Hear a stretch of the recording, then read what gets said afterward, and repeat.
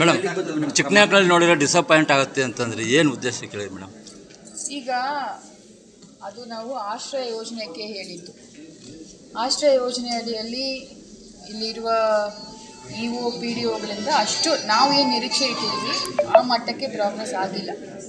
ಈಗ ಬೇರೆ ಬೇರೆ ತಾಲೂಕಲ್ಲಿ, ಕಿತ್ತೂರಲ್ಲಿ ಕೆಲಸಗಳು ಆಗ್ತಾಯಿದೆ, ಮತ್ತು ಕುಣಿಗಲಲ್ಲಿ ಕೆಲಸಗಳು ಆಗ್ತಾಯಿದೆ, ತುಮಕೂರು ರೂರಲಲ್ಲಿ ಕೆಲಸಗಳು ಆಗ್ತಾಯಿದೆ. ಬಟ್ ಇಲ್ಲಿ ನಾವು ರಿವ್ಯೂ ಮಾಡುವಾಗ ನಮಗೆ ನಂಬರ್ಸ್ ಎಲ್ಲ ಸಿಗುತ್ತಲ್ಲ ಆನ್ಲೈನಲ್ಲಿ, ಅಂಕಿಅಂಶ ಸಿಗುತ್ತೆ. ಅಂಕಿಅಂಶ ಸಿಕ್ಕಿದಾಗ ನಾವು ರ್ಯಾಂಕಿಂಗ್ ಮಾಡ್ತೀವಿ. ಈಗ ಉದಾಹರಣೆಗೆ ಎಷ್ಟು ಹಕ್ಕುಪತ್ರಗಳು ಜನ್ರೇಟ್ ಮಾಡಲಿಕ್ಕೆ ನಿಗಮಕ್ಕೆ ನಾವು ಕಳಿಸ್ಬೇಕು. ಚಿಕ್ಕನಾಯಕನಲ್ಲಿಂದ ಎಷ್ಟು ಕಳಿಸಿದ್ದೀರಾ ಅಂದರೆ ಏನು ಕಳಿಸಿಲ್ಲ, ಟಾರ್ಗೆಟ್ ಇರುತ್ತೆ. ಹೌದು. ಆಮೇಲೆ ಈಗ ಲಾಸ್ಟ್ 10 ಡೇಸಿಂದ ನಾನೇ ಸ್ವತಃ ಇದು ಮಾಡ್ತಾ ಇದ್ದೀನಿ ರಿವ್ಯೂ. ಎಷ್ಟು ಸೈಟ್ಸ್ ಹೊಸದಾಗಿ ಫಾರ್ಮೇಷನ್ ಮಾಡಿದ್ದೀರಾ, ಮಾಡಿಲ್ಲ. ಸೊ ಆ ಥರ ಒಂದು ಅಂಕಿಅಂಶ ಇಟ್ಕೊಂಡ್ರೆ ಈ ರ್ಯಾಂಕಿಂಗ್ ಸ್ವಲ್ಪ ಕಡಿಮೆ ಇದೆ. ಹಾಗಾಗಿ ನಮಗೆ ಸಮಾಧಾನ ಆಗಿಲ್ಲ ಅಂತ.